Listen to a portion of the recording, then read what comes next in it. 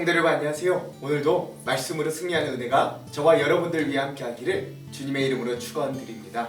우리 계속해서 욥기 함께 보고 있고요. 우리 어제 내용을 잠깐 리뷰해 보겠습니다. 어제는 욥의 과거와 과거의 영광과 현재의 고난에 대한 내용들을 우리가 좀 살펴봤습니다. 욥의 영광스러운 과거에는 물질적으로 풍요함과 사회적으로 높은 지위, 명예, 또 이웃 사랑을 실천하는 도덕적으로도 훌륭한 삶, 그리고 약자의 편에 서서 사회적 정의를 세우는 역할, 그리고 사람들에게 훌륭한 스승이 되는 영향력을 끼치는 삶, 이러한 모습들을 보았고요. 그러나 또 반대적으로 이 30장에 가보면 그러나 조롱받는 현재 자기의 어떤 이 재앙을 통해 완전히 망해버린 모습들로 탄식합니다.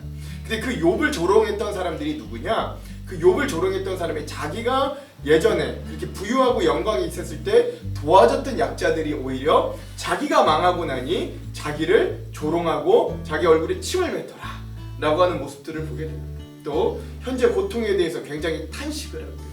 내가 이렇게 선행을 했음에도 불구하고 복이 올 줄 알았는데 화가 왔고 하나님의 은혜가 있을 줄 알았는데 나에게 이렇게 재앙이 왔다 라고 탄식하는, 그래서 소망이 없다 라고 이야기하는 그 모습까지 우리가 어제 함께 지켜보았습니다. 오늘은요 욥기 16번째 시간입니다. 오늘은 욥의 마지막 독백, 독백 두 번째 시간이고요. 분량은 31장 한 장입니다. 이로써 이 욥이 말하는 것도 여기에서 다 끝납니다. 그러면 오늘 이 31장에 대한 내용을 들어가기 전에 두 가지 큰 맥을 한번 좀 살펴볼게요. 먼저 첫 번째, 오늘 이 욥의 마지막 독백은 많은 학자들에게 최후의 변론이라고 불려집니다. 그러니까 법정에서 하는 최후의 변론이요. 왜 그런지 읽으면서 한번 살펴봅시다. 자, 두 번째, 이 욥의 이야기를 통해서 우리가 욥이 살아온 인생 동안 우리는 과연 뭘 깨달을 수 있는가 한번 살펴보면서 이 말씀을 읽어보시기 바랍니다. 자, 그러면 31장에 대한 내용을 함께 들어가겠습니다. 이 31장은 욥의 마지막 독백입니다. 욥이요, 자기의 어떤 도덕적인 결백에 대해서 먼저 변론합니다. 제일 먼저 하는 건 내가 여인에 대해서 음란한 생각을 품거나 그 여인을 부당하게 나의 음란함을 채우기 위해 여인을 부당하게 대우하지 않았다라는 데 있어요. 젊은 여인을 음탕한 눈으로 바라보지 않겠다고 나 스스로 엄격하게 다짐했다. 성경에 보면 내 눈과 내가 약속했다라고 합니다. 그리하면 위에 계신 하나님이 내게 주실 몫이 무엇이고 높이 계신 전능자분께서 내게 주실 유산이 과연 뭐겠는가? 내가 그렇게 여자를 보고 음흉한 마음을 품고 그런 일을 행한다면 하나님 나에게 과연 뭘 주실 수 있는가? 이런 거예요. 불의한 자에게는 불행이 미치고 악한 자는 재앙이 닥치는 법이 아니겠는가? 하나님은 내가 하는 일을 낱낱이 알고 계시고 내 모든 발걸음 하나하나를 다 세고 계신다 라고. 그래서 나는 맹세할 수 있다. 여태까지 나는 악한 일을 하지 않았고 다른 사람을 속이려고 하지도 않았다. 하나님이 내 정직함을 공평한 저울로 달아보신다면 내게 흠이 없음을 하나님은 아실 것이다. 내가 그릇된 길로 갔거나 나 스스로 악에 이끌려 따라갔거나 내 손에 지은 죄를 지은 흔적이라도 있다면 내가 씹은 걸 다른 사람이 거두어가도 내가 1년 동안 지은 농사가 다 망한다고 할지라도 나는 할 말이 없었을 것인데 지금 나는 할 말이 많으니 그렇게 하는 거예요. 그렇죠? 남의 아내를 탐내서 그 집 문 근처에 숨어 있으면서 그 여인을 범할 기회를 노렸다면 내 아내가 다른 남자의 노예가 되거나 다른 남자의 품에 안긴다고 해도 나는 할 말이 없을 것이다. 남의 아내를 범하는 건 중벌을 받아야 마땅한 범죄다.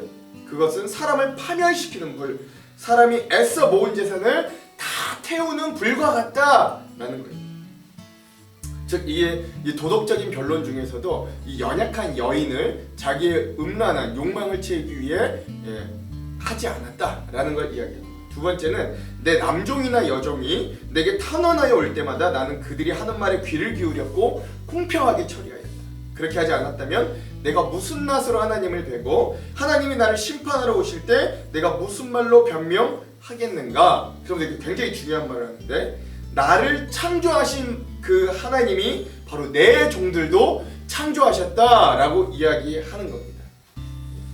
이거 대단한 거죠. 이 당시 이게 무슨 몇천 년 전인데 그때부터 욥은 벌써 하나님이 나를 창조하셨지만 저 종들도 하나님이 창조하신 창조물이다 라는 걸, 그러니까 존귀한 존재다라는 걸 인정하는 거예요.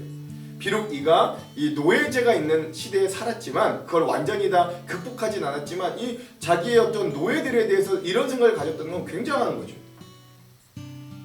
자, 그에 이어서 이 욥은요 자기의 어떤 사회적인 의, 즉 약자에 대한 공의에 대해서도 주장합니다. 뭐 물론 앞에서도 이 자기의 종들에게 공평하게 대한 것도 뭐 이야기하지만 더 주장해요. 그래서 즉 이제 말을 이어서 가자면 가난한 사람들이 욥을 도와달라고 할 때 욥이 거절한 적이 없다.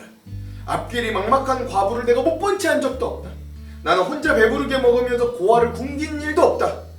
일찍부터 나는 고아를 내 아이처럼 길렀고 철이 나서는 줄곧 과부들을 돌보았다. 너무도 가난하여 옷도 걸치지 못하고 죽어가는 사람이나 덮고 잘 것이 없는 가난한 사람을 볼 때마다 내가 직접 기른 양털을 깎아다가 그것으로 옷을 만들어서 그들에게 입혔다. 그래서 내가 그들에게 시린 허리를 따뜻하게 해주었더니 그들이 나를 진심으로 축복해주곤 하였다. 내가 힘이 강하여도, 즉 성경에 보면 내가 나를 도와줄 자가 성문에 있다 할지라도 내가 힘이 약한 고아를 속이기라도 하였다면 내 어깨가 탈골되고 내 팔이 부러져도 나는 할 말이 없겠다. 근데 지금 이렇게 말하는 건 난 그런 적이 없으니 내가 할 말이 많다라는 거잖아요. 하나님이 내리시는 심판이 얼마나 무서운지 나는 잘 알고 있다. 그래서 나는 차마 그런 파렴치한 일을 할 수 없었다 라고 해요. 즉 뭘 이야기하냐, 사회적인 약자를 그가 얼마나 도와줬는지에 대해서도 변론하는 겁니다. 자, 첫 번째, 자기가 도덕적으로 얼마나 결백한가. 두 번째, 사회적 약자들에게 얼마나 그가 선대했는가를 이야기합니다. 이제 세 번째, 그는 신앙적으로도 그가 얼마나 결백했는가, 자기의 신앙적인 부분들에 대해서도 주장해요. 나는 황금을 믿지도 않았고 정금을 의지하지도 않았다. 난 돈을 섬기지 않았다. 내가 재산이 많다고 하여 자랑하지도 않았고 벌어들인 게 많다고 하여 기뻐하지도 않았다. 즉 나는 만몬, 즉 돈을 섬기지도 않았다. 또 해가 찬란하다고 빛을 낸다고 해서 해를 섬기지 않았고 달이 밝고 아름답다고 해서 달을 섬기지 않았고 또 그것들에 절하거나 이러지도 않았다. 그러니까 일월성신을 나는 섬기지 않았다. 그런 일은 높이 계신 하나님을 부인하는 것이므로 큰 벌을 받아 마땅함으로 나는 일월성신도 섬기지 않았다. 그 당시 많은 사람들이 일월성신을 섬겼잖아요. 우리나라도 한 100년 전만 가도 정한수 떠놓고 달에다가 태양에다가 비는 게 우리 어떤 민속 신앙이었잖아요. 즉 그런 것도 나는 하지 않고 하나님만 온전히 섬겼다라고 하는 거예요. 돈도 안 섬기고 일월성신도 나는 섬기지 않고 하나님만 섬겼다라는 거죠. 또 내가 원수가 고통받는 걸 보고 기뻐한 적이 없고 원수가 재난을 당할 때도 나는 기뻐하지 않았다. 나는 결코 원수들이 죽기를 바라는 기도를 하여 죄를 범한 적도 없다. 내 집에서 일하는 사람은 모두 내가 언제나 나그네들을 기꺼이 영접한다는 걸 알고 있고 내가 나그네가 길거리에 잠자도록 내버려둔 적이 없고 길손에게서 내 집의 문을 기꺼이 열어주지 않은 적도 없다. 항상 나그네를 선대했다라는 거예요. 손님을. 다른 사람들은 자기의 죄를 감추려고 하지만 나는 내 허물을 아예 감추려고 하지 않았다. 다른 사람이 무슨 말로 나를 헐뜯었는지 나는 그걸 전혀 두려워하지 않았다. 왜? 내가 당당하니까요. 내가 결백하니까. 남에게 비웃음을 받을까요? 입을 다물거나 집안에서만 머물거나 하지도 않았다. 난 그 정도로 결백하고 당당하다 라고 이야기하는 거예요. 즉 원수를 미워하지 않았고 나그네를 선대하였고 내 안에 나는 다 드러내고 나는 공개한 투명인 삶이기 때문에 나는 언제나 당당했다라는 말을 하는 거죠. 여기 좀 약간 지나친 면이 없지 않아 있습니다. 자, 이 모든 것들, 즉 자기의 도덕적인 결백함 그리고 사회적인 의를 행했던 자기, 즉 연약한 자를 돌보았던 것, 그리고 마지막 신앙적으로도 깨끗하게 하나님을 섬겼던 자기의 모습을 하나님 앞에 변론하는 겁니다. 그리고 마지막으로 이제 그가 뭐냐면 이런 자기의 변론을 하나님이 들어주시고 결백을 밝혀주시기를 마지막으로 호소하는 겁니다. 자, 뭐라 그러냐, 내가 한 이 변명을 들어줄 사람이 없을까? 맹세코 나는 사실대로만 말하였다. 이제는 전능하신 분께서 하나님께서 말씀하시는 대답을 좀 내가 듣고 싶다. 내 원수가 나를 고발하면서 뭐라고 말하였는지 내가 저지른 죄가를 기록한 소송장이라도 있어서 내가 그 소송장을 볼 수만 있다면 나는 그걸 자랑스럽게 어깨에 메고 다니고 머리에 왕관처럼 쓰고 다니겠다라는 거예요. 누가 나를 소송할지라도 그 소송이 깨끗할 걸 알기 때문에 난 그걸 자랑으로 여기겠다라는 거죠. 그러니까 엄청난 자신감이죠. 나는 내가 한 모든 일을 하나님께 낱낱이 말씀드리고 나서 하나님 앞에 떳떳이 서겠다라고 합니다. 나는 내가 한 모든 일을 그분께 내가 가꾼 땅이 훔친 것이라면, 땅 주인에게 부당하게 뺏은 거라면, 땅에서 나는 소산을 공짜로 먹으면서 곡식을 기른 농부를 내가 굶어 죽였다면, 내 밭에서 밀 대신 찔레가 나거나 보리 대신 잡초가 돋아나도 나는 기꺼이 받겠다. 나는 남의 것을 뺏지 않았고 내 힘으로 내 것을 정직하게 거두면서 살아왔다 라고 이야기하는 겁니다. 그러면서 뭐라 그러냐, 이것으로 욥의 모든 말이 끝났다 라고 31장이 마무리되는 거예요. 즉 뭐예요? 하나님께서 이 욥의 결백을 알아주시기를 마지막으로 간절히 최종 변론한 것, 이것을 우리가 좀 살펴볼 수 있습니다. 많은 학자들이 이런 이 31장을 보고 이 마치 법정에서 욥이 하나님 앞에 자기 최종 변론을 한 것과 같다라고 보통 이야기합니다. 자, 그럼 오늘 이 31장의 핵심 구절을 한번 좀 살펴볼게요. 오늘 이 31장의 핵심 구절은요, 35절에서 37절입니다. 읽어볼게요. 누구든지 나의 변명을 들어다오. 나의 서명이 여기 있으니 전능자가 내게 대답하시기를 바라노라. 나를 고발하는 자가 있다면 그에게 고소장을 쓰게 하라. 내가 그것을 어깨에 매기도 하고 왕관처럼 머리에 쓰기도 하리라. 내 걸음의 수요를 그에게 알리고 왕족처럼 그를 가까이 하였으리라. 아멘. 이 욥이 자기가 얼마나 결백했든지 누가 나를 위해 좀 소송장을 써줬으면 좋겠고, 그게 써진다면 하나님 앞에 내 결백이 드러날 것이기 때문에 그걸 내가 뭐 허리를 차고 왕관처럼 쓰고 다니겠다, 어깨에 메고 뭐 이런 이야기들을 하는 부분들을 좀 보겠습니다. 자, 그럼 오늘 이 말씀에 대한 주안점 세 가지를 살펴보고 기도하고 말씀을 읽어볼게요. 첫 번째, 자, 앞에서 말씀드렸듯이 오늘 우리가 보는 이 31장은 법정 용어로 하면 최후 변론과도 같습니다. 판사가 판결을 내리기 전에 죄수에게 마지막으로 한 말이 있는가를 묻듯이 욥은 하나님을 만날 준비를 하면서 마지막 자기의 변론을 하는 거예요.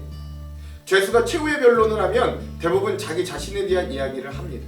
자신이 어떻게 해서 그런 죄를 지을 수밖에 없었는지 최대한 감성을 자아내서 말하고 가능한 한 가벼운 판결을 받으려고 하죠. 욥은 이 마지막 최후 변론을 하면서 특이하게도 친구들이 얼마나 자기에게 무지막지한 말로 공격했는지를 전혀 말하지 않아요. 최후 변론이기 때문에 그게 중요하지 않다는 거예요. 그러나 자신이 어떻게 하나님 앞에 살았는지에 대해 집중하며 말합니다. 그래서 그동안에도 수차례에 걸쳐 욥은 자신의 결백에 대해 변증했지만 31장의 최후 변론은 그동안의 변증을 총 집약한다고 할 수 있어요. 그래서 오늘 말씀은 욥의 결기와 결단을 잘 찾아볼 수 있습니다. 물론 욥이 지나치게 자기의 의를 주장한 것을 지적할 수밖에 없어요. 이거 좀 너무 나갔다라고 생각이 들기도 하지만, 그럼에도 욥의 고결하고 순결한 신앙의 인격, 의로운 삶의 모습까지 우리가 퇴색시킬 수는 없습니다. 그러므로 오늘 하나님 앞에서 이렇게 당당할 수 있는 욥의 모습은 바로 오늘날 우리 성도들에게도 굉장히 좋은 본보기가 된다라고 할 수 있어요. 왜? 하나님도 그렇게 1장과 2장에 보면 인정하신 삶이잖아요. 사도 바울도요, 고린도전서 11장 1절에 보면 이렇게 말합니다. 내가 그리스도를 본받는 자가 된 것 같이 너희는 나를 본받는 자가 되라 라고까지. 즉 오늘 우리에게도 이런 삶에서 우러나오는 자신감과 결백함이 있는 삶이 되기를 주님의 이름으로 축원드립니다. 자, 두 번째, 욥은 윤리적으로, 사회적으로, 신앙적으로 정결하게 살려고 했던 것을 오늘 우리가 잘 볼 수 있습니다. 특별히 욥은 여성, 노예, 고아와 과부, 나그네, 소장 등 이 사회적인 약자들과 굉장히 관련돼서 살았다는 걸 알 수 있어요. 즉 그는 사회적 약자에 대해서 선한 손을 펼치는 인생이었고 그들을 외면하지 않았다고 증언합니다. 즉 하나님의 은혜를 덧입고 물질이나 우상으로 사람을 재단하지 않았어요. 그는 하나님을 온전히 섬기는 사람이 나보다 사회적으로 낮아 보이는 사람이라 할지라도 나보다 낮게 여기며 나보다 좋게 여기며 섬길 수 있는 사람이다 라고 이야기합니다. 욥은 이렇게 증언해요. 31장 15절에 보면 나를 창조하신 바로 그 하나님이 내 종들도 창조하셨다. 굉장히 놀라운 말씀이죠. 사람 위에 사람 없고 사람 밑에 사람 없다 라고 하는 만인평등론이 이 욥기에도 있었던 거예요. 몇천 년 전인데도.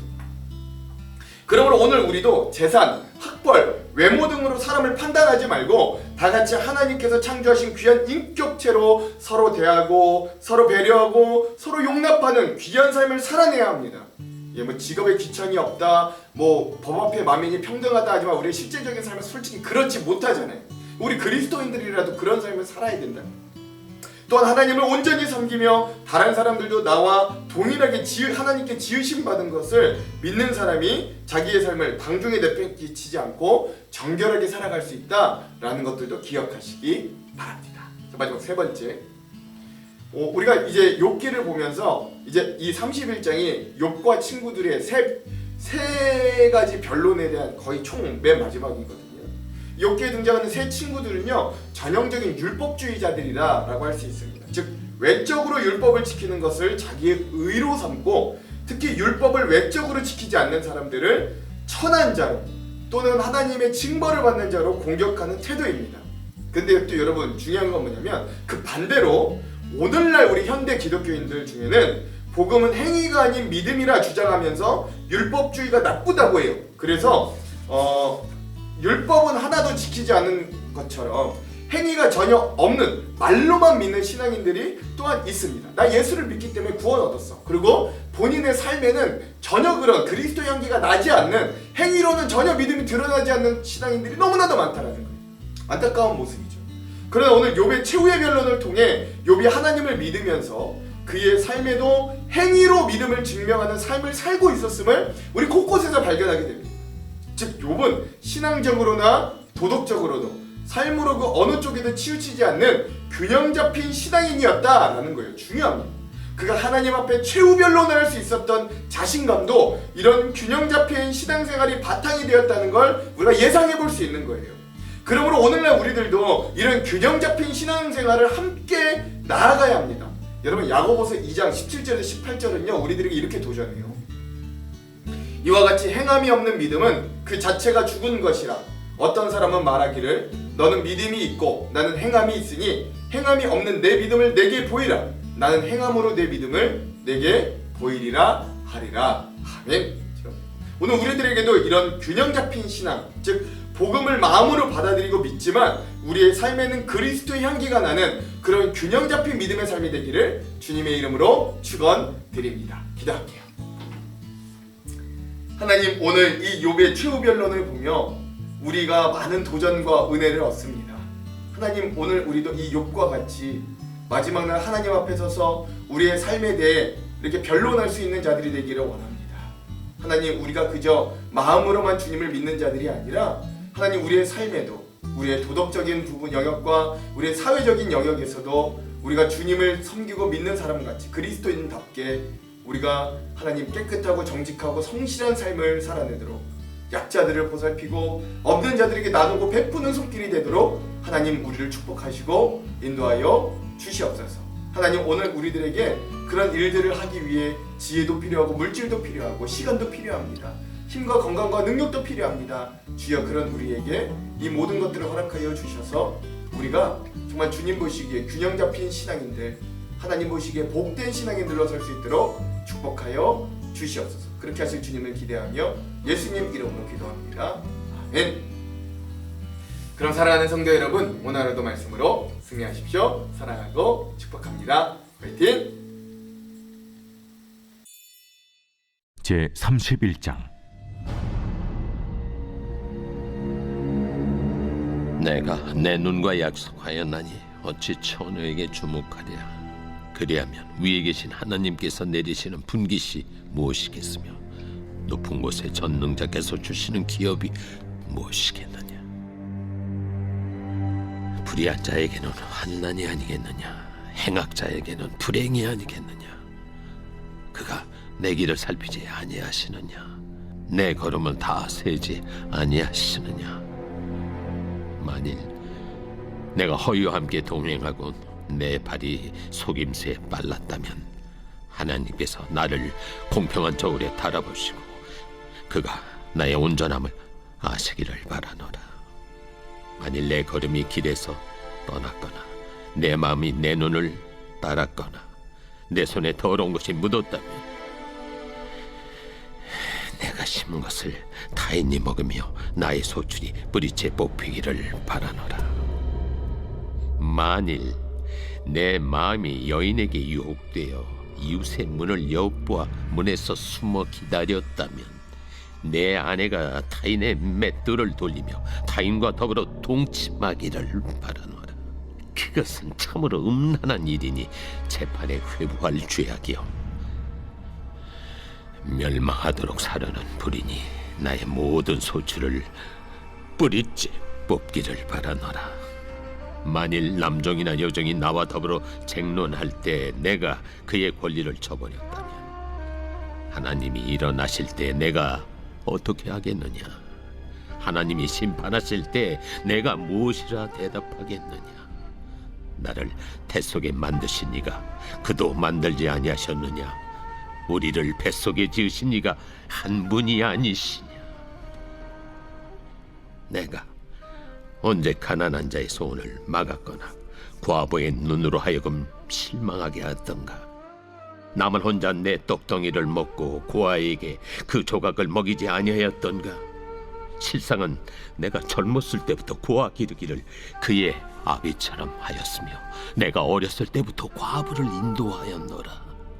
만일 내가 사람이 의복이 없이 죽어가는 것이나 가난한 자가 덮을 것이 없는 것을 못 본 채 했다면, 만일 나의 양털로 그의 몸을 따뜻하게 입혀서 그의 허리가 나를 위하여 복을 빌게 하지 아니하였다면, 만일 나를 도와주는 자가 성문에 있음을 보고